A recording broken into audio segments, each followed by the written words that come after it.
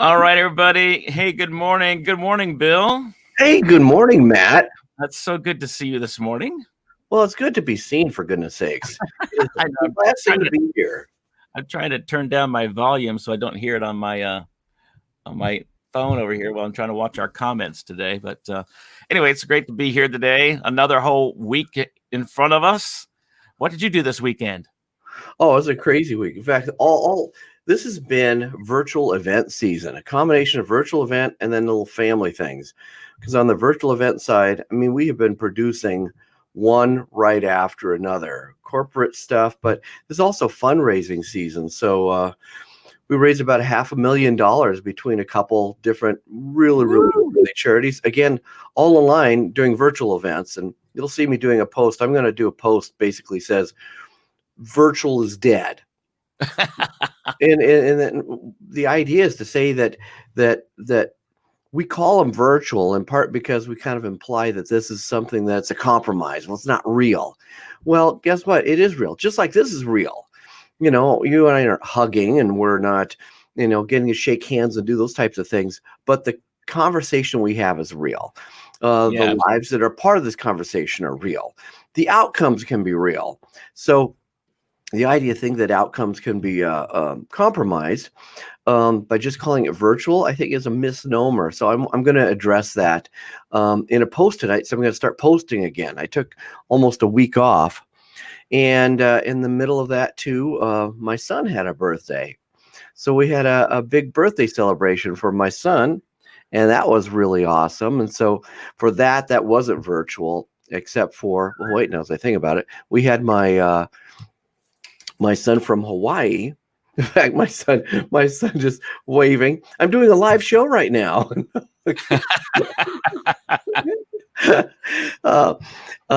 Just popped in because we had a birthday celebration. But I have a son in Hawaii, and he popped in virtually.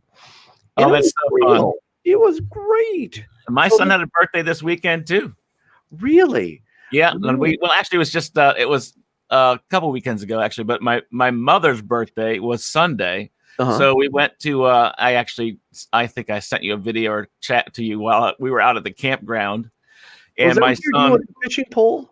Yeah. My son's he loves fishing. He's got 4 fishing rods and a million lures and hooks and everything else. And he says, Dad, this is this kind of a hook and a snap this and a curved that and a catfish thing. And I'm like, it's a hook. Just be careful. Don't stick yourself, right? But he loves fishing. Every time he goes somewhere, can we go there so I can go find some more fishing stuff? I was like, no, you don't need any more fishing here.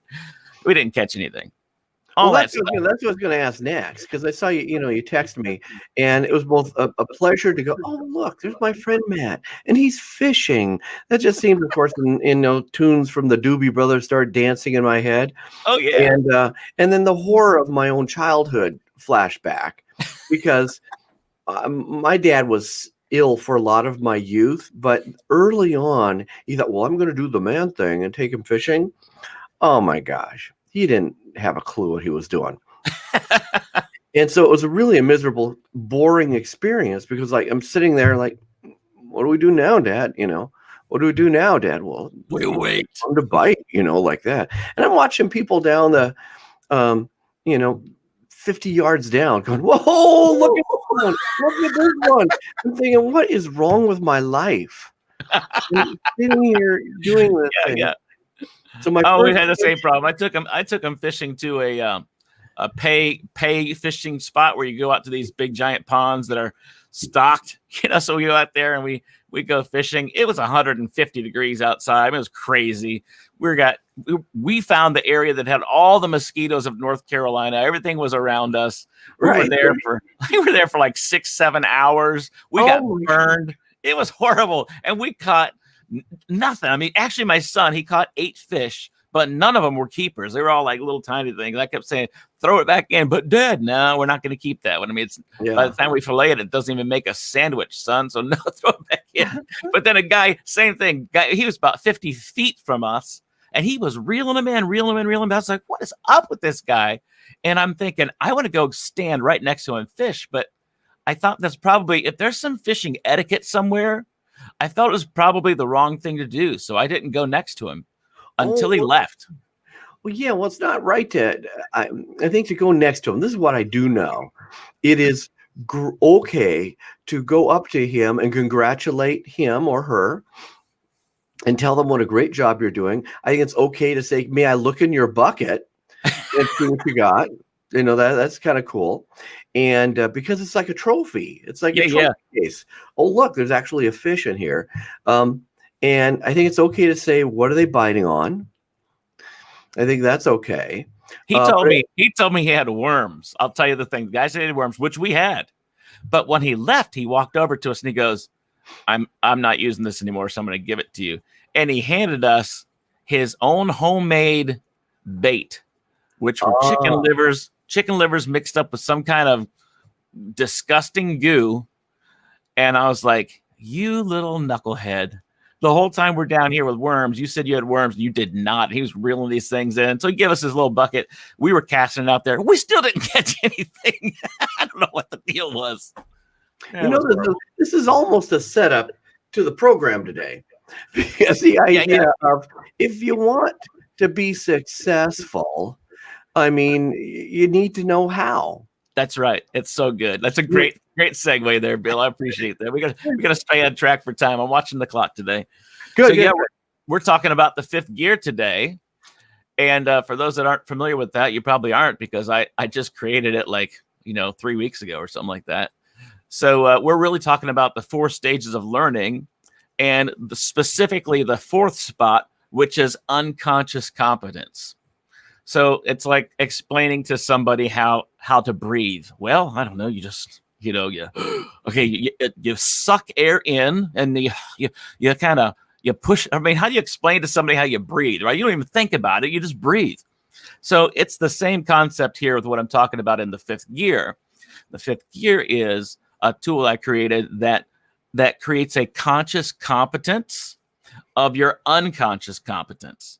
So those things that you aren't really thinking of that you're incredible at. It's just your day-to-day thing. It's like Bill at the studio, knocking stuff out at Spirit Media and doing all kinds of great stuff there. I mean, he can do all these kinds of things.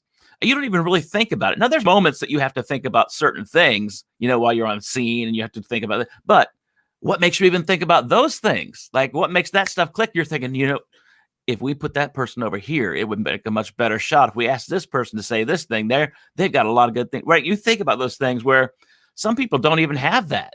Yet there are people that would be in the industry like you that are talented and smart young people that could say, man, if I had what Bill Dolan had, I would be doing fantastic. Well, that's exactly what this tool is, called the 5th gear. And the 5th gear is the opportunity for somebody like Bill and myself to walk through these steps to identify that unconscious competence in your life. And then I've created a movement recently called Be the Difference 2020. And inside that movement, we're having individuals from around the world that are, major speakers, company CEOs, things of that nature, that are using the fifth gear. And we're making videos for people to be able to dig into that. It's a whole nother story. But for today, we just want to talk about the 5th gear, what that looks like. So, I mean, could you just at a whim explain to me what your unconscious competence is, Bill? Now, I mean, it comes with age. So I would say yes, more and more. In fact, after we talked about this, and I'll just throw this out, is that what happens is there's a lot of things that we do that we just have instincts. And I will say, because of the nature of the business I'm in, and the television and live events and virtual events and marketing business, I've been doing this for a long time, and I mimicked other people's behaviors because I saw things that worked. Now I'm in a point where I have a team of employees, most of whom are younger than me. And most of whom I would call. That's not hard, Bill, by the way. I just want to throw that in there. Yeah, really. I have one that's older than me, but that's an achievement. But I have a team of millennials for the most part that are part of our creative agency. And one of the things that's a breakthrough, and what I want you to be able to explain a little bit, how you move from this unconscious competence to conscious competence, and how whatever transition that looks like, is that I have found that once you discover it, you can duplicate it better. Right. And once you can duplicate it better, you can teach it and multiply it better. And that's the place I've had to be. In fact, I wrote a book last year, and that writing that book forced me to go through this exercise that you're going to talk about, Matt, is really knowing so that you can duplicate, master, and multiply in the lives of others. Yes. There's power, incredible power in that.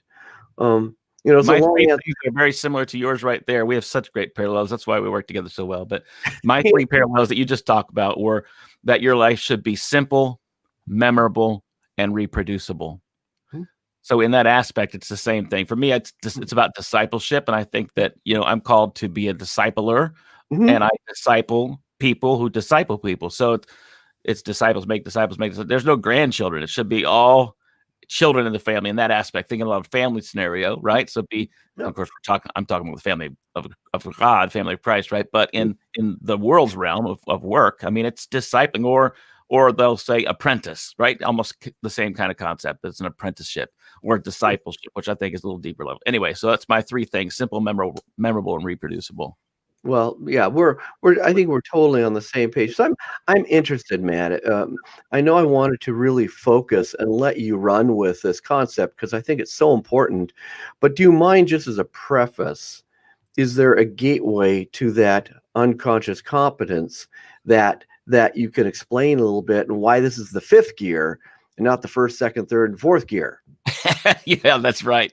Well, I mean, of course, you've got those first four, and anybody wants to go dig into those, you can. It's so easy. The learning, the four stages of learning. You've got 1, 2, 3, 4. I put gears here, and then the fifth gear I've got right here, and I'll explain what that looks like here in a second. I'm gonna pop here and share screen.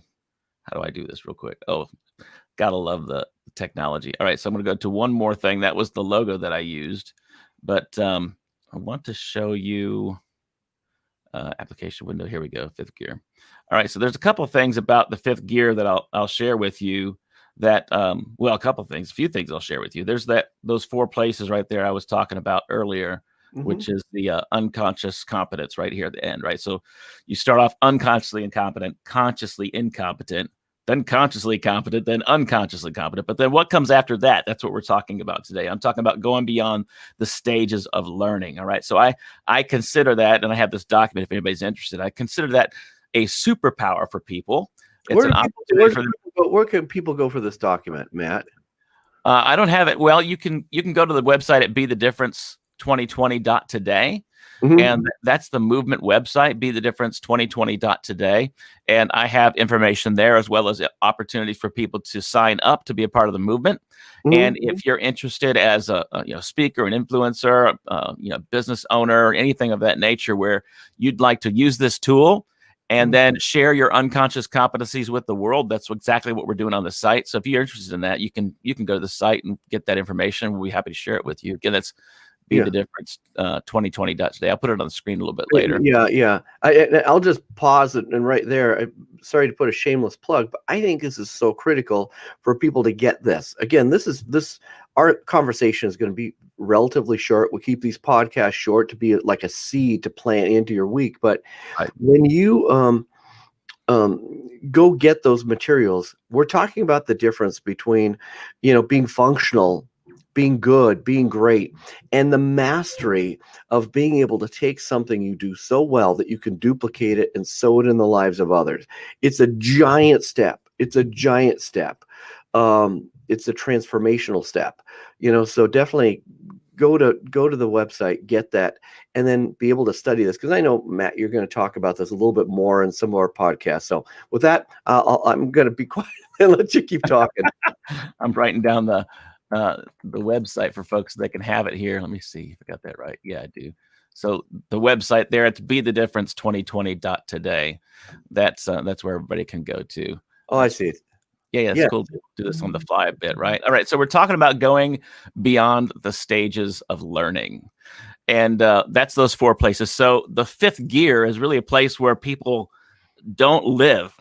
But the opportunity of understanding how to apply a tool like the fifth gear into your life means that you're able to to even go beyond where you're at now, personally, with your own unconscious competence, right? So becoming consciously competent of that unconscious competencies. I love it. It's so fun to say all that stuff.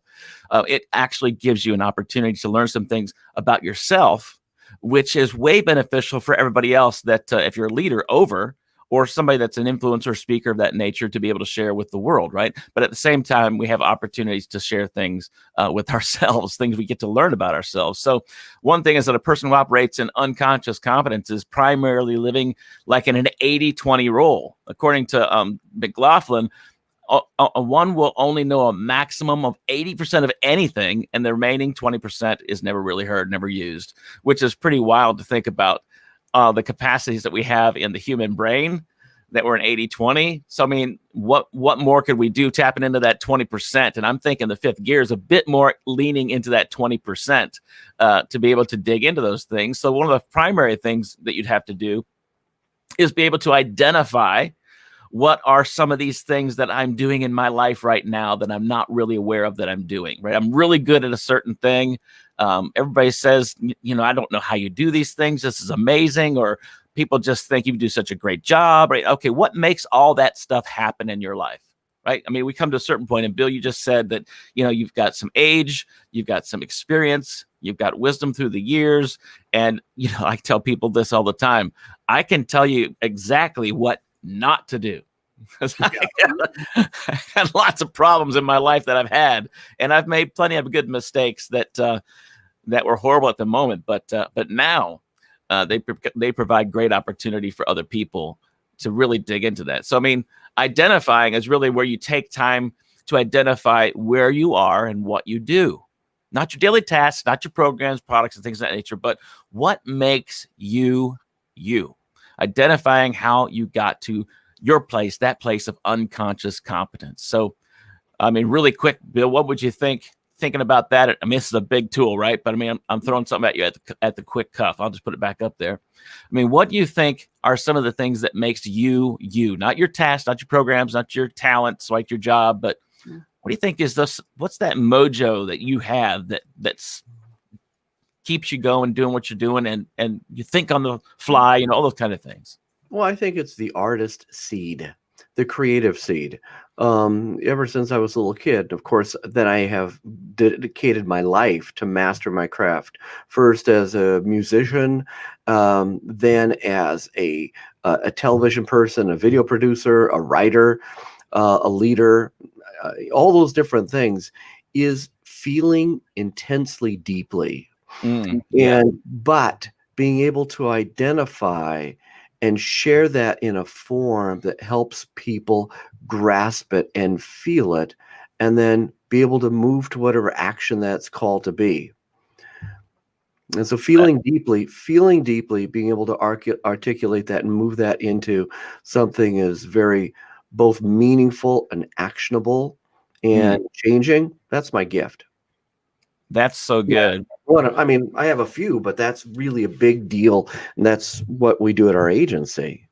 Yeah, no doubt. I mean, that's really what makes you successful in what you're doing, right? So when you're finally able to put things in autopilot and not even think about it any longer, like you're no longer living in a complacency area, because it's really easy to get into a complacency spot when things go to autopilot, right? You don't think about it. Like, for example, I was driving down the road the other day, talking to somebody on the phone, and I was driving. I don't know where I was going, but I ended up going to my kid's school. I was driving that direction because I was just on autopilot, going the same direction I always went. And I was supposed to take a left at where I was going to this one spot. And I took a right because I was just autopilot going to the school. I didn't even think about it, right? So sometimes it's so easy to get stuck on those roads and stay on autopilot, and you just keep on going where you're going. And that's a bit of complacency, right? I should have been paying more attention. And I could say, man, I need to turn left instead of right here. So, when we're living in these places of our unconscious competencies, there's sometimes we don't realize that we could have taken a right instead of a left because we're just so used to doing things a certain way, right? So, I mean, that's a great opportunity to dig into what we're looking at in our lives and say, wow, I've been taking rights here all the time, when if I took a left over there, I can't believe what's over there right now, Yeah, yeah. Well, it reminds me of Star Wars, where you kept hearing things. Use the Force. Yeah. Use the Force. Well, even though it's just a movie, the idea behind it was that there was a compass inside Luke that he wasn't aware of. And it took him a while and actually a level of mastery and real focus to be able to absorb the gifting that he was born into. And and in the same way, I mean, a lot of people ask me, why'd you name your company Spirit Media? And usually they use that voice, by the way. Why'd you call that company Spirit? I don't know why. Anybody who I asks don't me, wanna, yeah. As soon as those, I don't want to offend you, but I'm kind of curious. yeah, it's just kind of bizarre. But the, and the reason Spirit Media is, if you look at the great masters, the great artistic masters throughout history, one of the common threads that you would describe them as having been, and that is, their work is inspired. Mm-hmm. And the word inspired actually is rooted in the term to operate in the spirit. So good. And that's, the belief, and I have that belief, that there is a creative force, a God, a divine being that is the author and the creator of everything incredible in the world and the universe and the galaxy and everywhere. And the idea of being able to operate in harmony with that That's a great place to be. is a powerful place to be. Yeah. It's powerful because guess what? My mind, like you said, you've made mistakes in your life. I've made mistakes. In fact, I jokingly say that in the lawn of life, I can tell you where not to step, because I've made thousands. In fact, we had a little a technical glitch in a show last week. It wasn't anything anybody noticed, but my producer noticed, and she was like, "Oh man, I meant to do X, and I did this." And at that point, it was like, it's okay. And she's just an incredible producer. I looked at Kelly. I was like, that's cool, Kelly. Put that notch in your book of remembrance and understanding, because now you've defined in an experience that touched your gut what you aspire to and what you don't want to do. Yeah, it's so good. But Bill, what you did right there is that you offered a fifth gear moment for her in her unconscious competencies to find a place now where she could advance in what she was doing prior to that moment, right? So Yeah. now she's able to say, wow, I can do more than what I was doing 20 minutes ago. So it's really the same way. It's an identifying factor, is what we're just talking about right now. Of course, the next step past that identifying something is actually to learn, right? Because identifying something doesn't mean anything until something happens, right? That next process is learning, right? At this point, by digging into a conscious competence of your unconscious competency, you only be able to extract your superpowers and empower others to do the same thing. You will be engaging your fifth gear. I mean, that's a serious opportunity and place to be while you're learning what that looks like. Now, when you have learned that, you're able to engage that fifth gear. Now you have the opportunity to share that with other people. I mean, especially if you're a leader. I mean, why wouldn't you? Right. I mean, for me, I identify success as being able to make somebody else successful. So if I'm going to have something in my fifth gear, that's in operation now, man, I've got to share that with people. There's just no way I can't. Right. Well, I think that's an excellent point that you make, that at the heart, the power of being able to identify it and learn exactly what that is does give you the ability to share it. And I think that goes to the heart of where a lot of people are, and in terms of, do you have an opportunity mindset, or do you have a limited mindset? Right. Because you might have a gift, but if you are of the belief that other people have that gift, then it will remove the power and the uniqueness that you have, or it will be diluted in any way, or someone's going to steal it. That is a danger zone. Now, I understand in the competition of certain types of things in this world, there are cutthroat people that do want to steal from you and do want to rip you off and take advantage of you. That exists.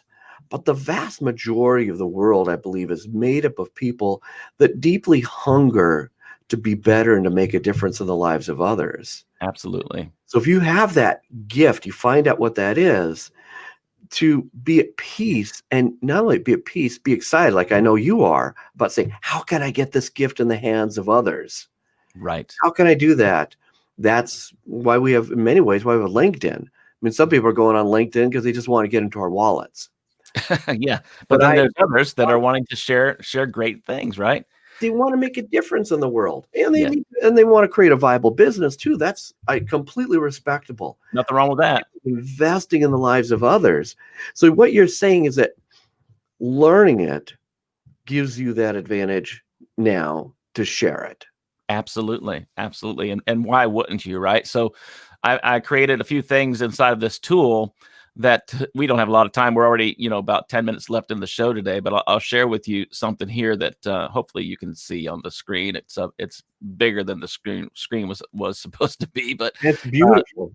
Thank you. You can look at the tools. It's an 8 cognitive skills tool, and I've broken that down into 8 parts for people to dig into, because people say, well, I don't know how to really dig into my unconscious competencies. I'll try to do this. How about this? Well, let me see. I can do this here too. Take off our dealio here. Oh, that's our background. Where's this at? Oh, here we go. There we are. All right. So there's 8 different places that I've created inside here on the cognitive skills tool. How about that? I can speak English today. And I can show you in another screen. Let me show you here. I've got this broken down so it'll be easier for us to follow briefly. All right. So here we are. Okay. So we can scroll up here. We got the identifying and learning. So inside of learning, that 8 cognitive schools, school. I keep saying school instead of tool. 8 cognitive tools. That makes some sense somewhere. So you're speaking to someone. So that's cool. I am thinking that's crazy. My brain's way ahead of my tongue. All right. So the 8 places are sustained attention, response inhibition, speed of information processing. I'm going quick. We'll come back. Cognitive flexibility and control, multiple stimulus attention, working memory, category formation, and pattern recognition. Holy crap, Matt, what are you talking about? All right, I'll tell you.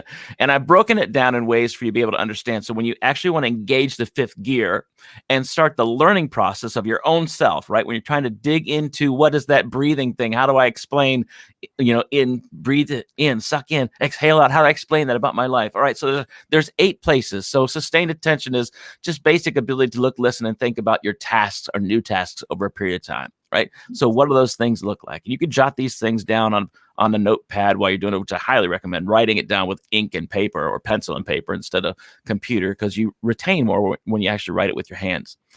Response inhibition, the ability to shout out distractions that someone else might not be able to do. So shut them out. So let's say you are on the phone with the biggest client in the world, and you're inside a room with 100 people also on the phones, just yapping and talking and music in the background. There's so much, but you're able just to zero in on that one thing and speak to them. Now, not everybody can do that, right? So there's things you can write down, like how do I do that? What do I do while I do that? Speed of information processing. How fast can you process incoming information? Like right now, I'm throwing a lot of stuff at you really, really fast. Are you able to catch some of this stuff and say, man, I'd like to do that? Or is it just way over your head? And Matt, I need this to later on so I can read through it and, all that stuff. All right. So then cognitive flexibility and control, the ability of the what and how you think about something to change, meaning how do you figure out when you're changing your mind about something? Like this thing comes to you on your desk and you're thinking this was fantastic a week ago, but you got some information and now you want to change your mind. How fast can you do it? Well, some people don't have that ability. Multiple stimulus attention. This is where you are a great multitasker. You can move attention and effort back and forth between 2 or more activities when engaging in them at the same time, right? I'm good and horrible because I love to do it, but I can juggle so many things at one time and get things accomplished. It's crazy. But how do you do that, right? You're writing down how's that possible? How do you focus in on those things to make it happen? Now, I've also learned that sometimes you do that, you're juggling way too much, and it's time to back off and pay closer attention to more than, to one thing at a time. But there are people that do that. And how do you do that? All right, then working memory. This just isn't remembering something. It's remembering it long enough until the task is completed. You're at a meeting and you meet somebody and they say, "Hey, Bill, I'd love to talk to you later. My number is 123-456-789." Right? You're like, "Okay, I got to go." And you got to run somewhere to go to the, write it down on a napkin, right? So wait, how long can you get to the napkin? You're like, "Oh, that number was 327-961." Right? It's that ability to have that working memory. How fast can you get those things done? Number 7, category formation. That's organizing information, concepts, and skills into categories, and the forms cognitive basis for higher level ability. So are you really good at categorizing, putting things together, and you see things in categories and laid out in sections, right? I hate to say, well, I guess we could say stuff like the states of the United States for America. So you think, for example, when you think of Southerners, you think of, well, I know people in North Carolina, South Carolina, Tennessee, they're probably more like that versus, Yankees in Ohio and Michigan, right? You've got ways you can separate things in your mind and have categories of different things. You can categorize those things and think in a certain way and pattern, places, people, all that stuff. And then the last part, I'm going really fast, is pattern recognition. It's where the rubber meets the road, right? It's how things were engineered. It's inductive thinking. It just isn't patterns, but figuring out what the patterns might lead to. So it's not just knowing that you have the information in front of you. It's about being able to see those things and say, it's future casting. It's being able to say, I believe if we do this, this, and this, then in 3 years, we'll get this. Right? How good are you at pattern recognition? And then I've got 3 ways, right? Those are 8 tools, but then the 3 ways to dig into them is 1, identify your current patterns, right? Your memory skills can be boosted through combining your logic and reasoning skills. I won't go through the whole thing, but then the second one is engaging the 5th gear. Like number 1, you've identified those places through those 8 steps I shared with you. And then engaging that, you're employing your reasoning skills and looking at the data, the circumstances, situations more thoroughly. It's not about the customer buying more products from you. It's why they bought it from you at all, right? So ask critical questions and don't just look over things casually. Dig into them and then give it all you've got. Use the cognitive skills that help you focus and help enable you to be more productive by effectively zeroing in on specific projects. You won't only get better results, you'll find that you can complete them quicker with greater accuracy, allowing you to move to other tasks. It gives you laser focus to help you gain more effective in meetings and empower you intentionally on a greater scale to actively listen to colleagues, fostering an environment where intention, goals, and breakthrough becomes the culture, right? And after you do that, you teach, right? You've gone through identifying, gone through learning, and now you're at a teaching place where you've actually engaged this 5th gear, and now you're moving in another direction. You're doing something different, and you're sharing this information with people out there that as they have engaged with that 5th gear, you're moving along to a different place, which is really cool because as you're doing that, you're going to come to another spot and you're like, oh, this kind of looks different. This is amazing.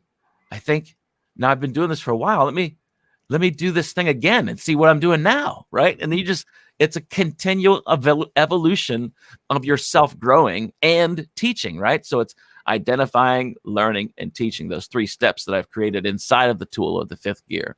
That's a lot of crazy info. It's like overload brain stuff right now. I mean, it's written down. I've got it on the website so you can go through it, but Bill, it's a lot, but I mean, what's your blink just looking at that real quick? Well, my blink is, this basically you laid out what is a beautiful process, not only for learning what your unconscious competence is, but really the benefits of once you've learned it, how you take that, define it, apply it, live it, share it.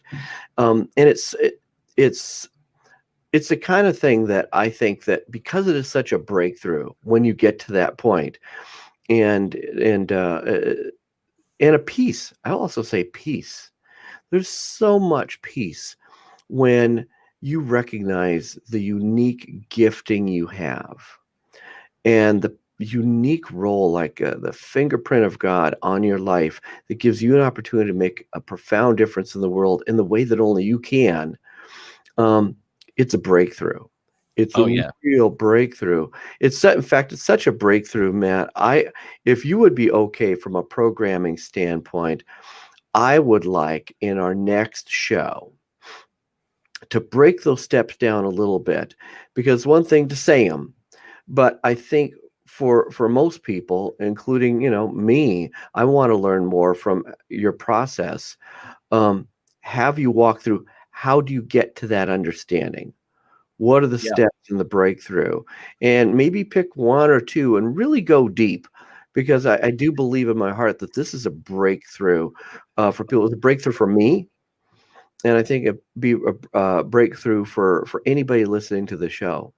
Yeah, no doubt. It's something I've been really digging into as well. And it takes, even though I wrote it, I'm like, man, this is it's a lot to Mhm, go through. And the process is really, it's fun. It's alarming, mhm, it makes you aware of certain things, and which is fantastic. I mean, when we go in autopilot, sometimes we don't realize certain things are happening that we may not want, right? And then there's other places we say, I want more of that, right? mhm. So it's really a great tool, not only just for ourselves, but something as we get to share with the world. Absolutely, what you said. So, yeah, Okay. we need to cut it off here. We are a little bit over time now, but it's been great to be able to share it. It's a big tool, but it can definitely be applied in our lives and make an even bigger difference. Excellent. So next, when do we go? When do we go? Are we doing a Yes, show? thank you for telling me that again, reminding me. So we are shifting our day from Mondays at this time, which is 10:30 a.m. Eastern and 7:30 a.m. Pacific. We're gonna shift from Mondays to Fridays. So we'll be Friday mornings, same time, 10:30 a.m. Eastern, 7:30 a.m. Pacific. That's United States. So New York time and California time, basically. So Eastern and Pacific. And we'll have a blast doing that too. So it'll be just moved to Fridays, makes it a little bit easier for our schedules, and you get to check it out. So I hope you'll tune in with us next, not this Friday, but the next Friday will be our first time doing it on Friday, right? So this is our last Monday. The next time is Friday. Woohoo! Yeah, Woohoo! man. Well, Great. Bill, thanks again so much for being with us today here on Flight School. It's been fun, and I hope that it's been. I mean, I know it's a lot for our brains. Probably are smoking right now with all that information, but Great way to kick off the week. Woo! man, let's go for it, right? There's a great stuff there. If you'd like to get some more of that information, feel free to contact me. I'd be happy to help you out. Of course, you can go to that website at bethedifference2020.today, and you can find a little bit more information about the movement that we're doing with that whole thing and how you can implement that in your life. And then definitely share it with other people. I'd love to talk to you about that, but that'll be on the website. So thanks so much. Oh, by the way, we had Diana in Melbourne, Australia, that tuned in with us today. It Diana. was so great to have her. And then Raj, he said it's nice to connect with us here. He said you're right, and we got some comments there. I want to make sure that Bill, you got a kudo. You are right, Bill. I used to do the same. Oh, I missed the moment where that came on, but just wanted to let you know. They said, "Oh, Matt, you have an attractive beard." Yeah. Nobody said that today. Oh, That's so funny. We'll find that might be changing really soon. Just to let y'all know, that may be changing really soon. oh, All right, Bill. I Yeah. appreciate you so much, buddy. Thanks for being here. Y'all, we'll see you the next time Okay. on Flight School. Each week, Bill and I bring you episodes to help you get and stay grounded in your business and your life, with lessons that help you fly higher heights and know exactly what your flight plan is. Join us each week on Fridays at 10:30 a.m. Eastern and 7:30 a.m. Pacific time. Welcome to Flight School.